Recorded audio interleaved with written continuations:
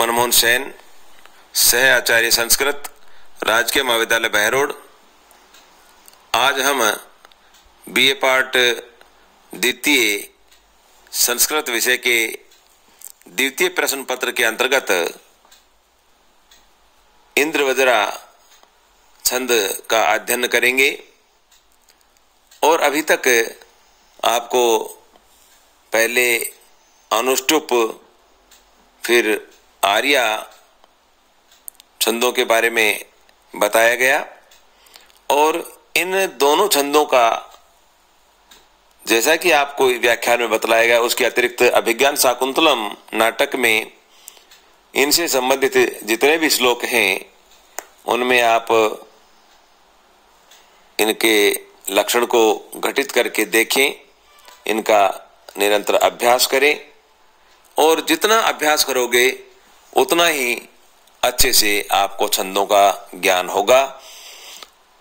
इसलिए सतत अभ्यास की बहुत अधिक आवश्यकता है। अब आज का विषय है इंद्रवज्रा छंद का लक्षण और उसका उदाहरण का अभ्यास कर। इसका बहुत छोटा सा ही लक्षण है। शादिंद्र वज्रा यदि तौ जय गौ गए, अर्थात इंद्रवज्रा छंद के प्रत्येक चरण में क्रम से तगण, तगण, जगण और अंत में 2 गुरु वर्णों के क्रम से 11 वर्ण होते हैं। अब ये आपको विशेष रूप से ध्यान देने की बात है। हमने प्रारंभ में ही आपको बतलाया था कि छंद 2 तरह के होते हैं, एक वार्णिक और एक मात्रिक। अब इससे पहले वाले व्याख्यान में जैसे ही आपने आर्या जो छंद पढ़ा उसमें मात्राओं की गणना की गई थी। उसमें क्या था कि आर्या छंद में प्रथम और तृतीय चरण में 12 मात्राएं होती हैं। तो उसमें जो खड़ी पाई है उसको लघु मान के और जो टेढ़ी पाई है जो ऐस की तरह चिन्ह है उसको गुरु मानते हुए हमने उनकी गिनती की थी। खड़ी पाई का 1 और गुरु का जो चिन्ह है उसके 2 मात्राएं गिनते हुए हमने छंद का लक्षण गठित किया था। तो वहां तो हमने लघु को 1 और गुरु को 2 मात्राओं के रूप में गिना था। अब चूंकि यह वार्णिक छंद है तो इसमें मात्राओं को नहीं गिनना है, इसमें वर्णों को गिनना है। चाहे वो लघु हो चाहे वह गुरु हो, वो एक ही गिना जाएगा। ठीक है। और उसका जो क्रम होगा तो 3-3 का क्रम होगा। 3 का क्रम जैसे कि तगण में तारा जय, तगण में तारा जय, ये माता राजभान सलगम आपको बतलाया गया था। ये माता राजभान सलगम तो माता ता से लेकर के आगे 2 वर्ण और लेकर के 3 का एक समूह बनता है और वो गण बनता है। तो तारा जय उसमें ये था। उसी तरह से ता का गुरु, रा का गुरु और जय का लघु, ये गण हो गया तगण। तो इसका शादिंद्र वज्रा यदि तौ जय गौ गए, यहां पर भी आपको ये लक्षण घटित हो जाएगा। आप इसके चिन्ह ऊपर देख रहे हैं तो देख लीजिए। 3-3 का जोड़ा बनाइए, 3-3 का समूह बनाइए। तारा जय 2 तगण हो गए। फिर लघु गुरु लघु, जय भान, ये माता राज भान सलगम, इसमें जय भान तो जय लघु भा गुरु और फिर लघु।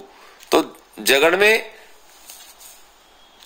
किस क्रम से वर्ण होते हैं? लघु गुरु लघु।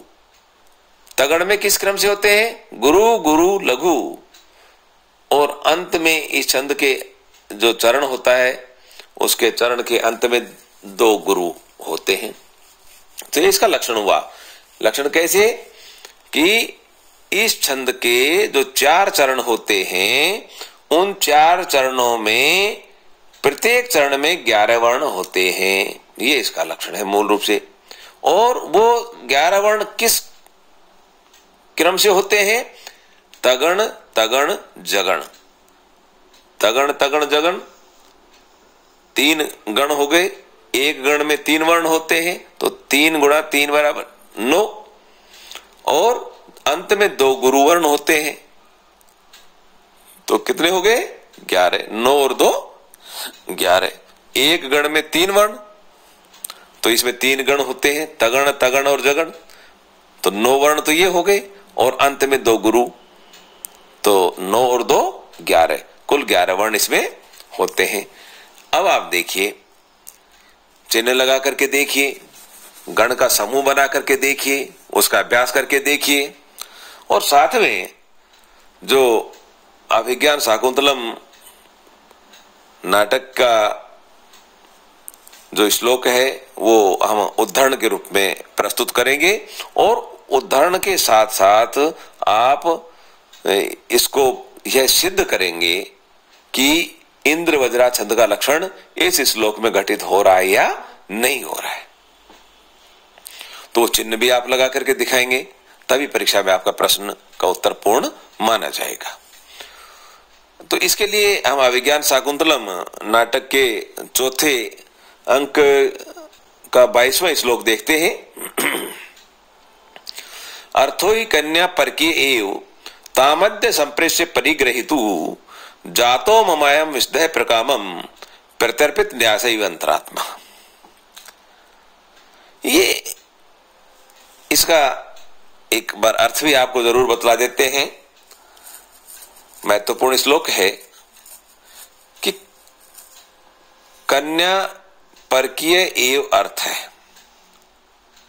कन्या जो है वह वस्तुतः परकीय एव अर्थ पराया ही धन होती है। तामध्य संप्रेष परिग्रहितु, आज उस कन्या को पति के पास भेज करके जातो मम विष्दय प्रकामम, मेरा जो अंतर्मन है उसी प्रकार से स्वच्छ और प्रसन्न हो गया है। प्रत्यर्पित न्यास इव अंतरात्मा, जैसे किसी की धरोहर लौटाने के बाद व्यक्ति का मन स्वच्छ और प्रसन्न हो जाता है। ये इसका अर्थ हुआ। ये तो ठीक है। अब हमें इसका अंदर छंद कौन सा है? इंद्रवज्रा छंद। इंद्रवज्रा कैसे सिद्ध होगा? आप इसमें इनके लघु गुरु का चिन्ह लगाएं और जो लक्षण में बतलाया गया है कि प्रारंभ में प्रत्येक चरण में 11 वर्ण होंगे, तो 11 वर्ण देखिए। अर्थो ही कन्या परकीय एव, यहां तक का पहला चरण है और इसमें आप चिन्ह लगाएं। अर्थो, ए के आगे रे है, हिरस्व रे आ रहा है, थ के ऊपर जो रे है, इसलिए ए को गुरु माना गया। तो अर्थो दोनों गुरु हो गए। ओ की मात्रा है तो थ में, इसलिए वो तो गुरु हो गई। ही ये लघु है।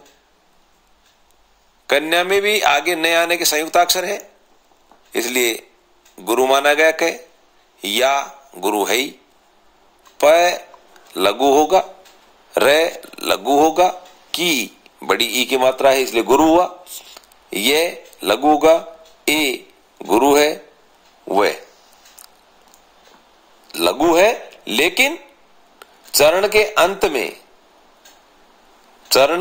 अंत में लक्षण में बतलाया गया था पहले भी आपको कि चरण के अंत में लघु वर्ण को गुरु माना जा सकता है और गुरु वर्ण को छंद की पूर्ति के लिए लघु भी माना जा सकता है, इसलिए इसको गुरु माना गया है। यहां पर है तो ये लघु है, लेकिन जैसा कि आपको पहले बतलाया गया नियम में कि पद के या चरण के अंत में लघु वर्ण को गुरु और गुरु को लघु माना जा सकता है छंद की पूर्ति के लिए, इसलिए यहां पर आपको ये लघु को भी गुरु का चिन्ह लगाया गया है, मानना है।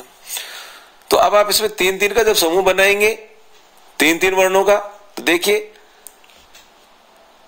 3 का समूह बनाएंगे, ता रा जय, तगण हो गया। फिर 3 का समूह बनाओ, ता रा जय, तगण हो गया।